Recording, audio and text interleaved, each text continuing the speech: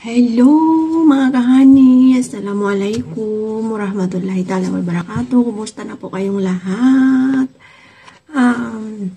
Ngayon, ayan, medyo naka-recover na po ako sa ilang araw na may naramdaman akong parang nilagnat ako. Sabi nga ng amo ko, nag-positive daw ako ng COVID kasi hindi ako nakakaamoy, hindi ako nakakalasa ng pagkain.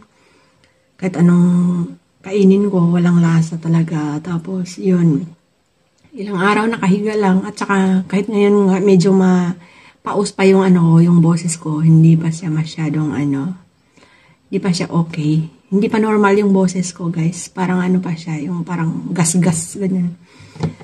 Pero ngayon, magsimula na po tayo magtrabaho ulit dahil medyo okay naman konti. Hindi na hindi na tulad ng ilang araw na nakahiga lang ako, tapos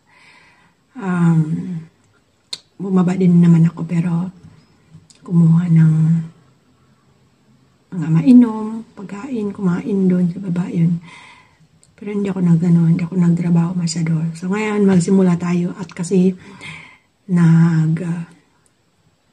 grocery ang amo ko kahapon, bumili ng mga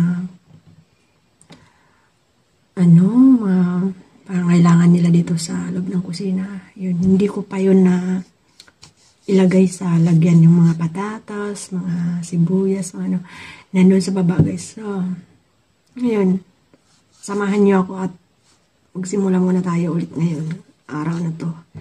Yan, wala pang ligo yan wala pang ligo. Kagigising ko lang. So yan, baba tayo, guys. Tara, samahan niyo ako.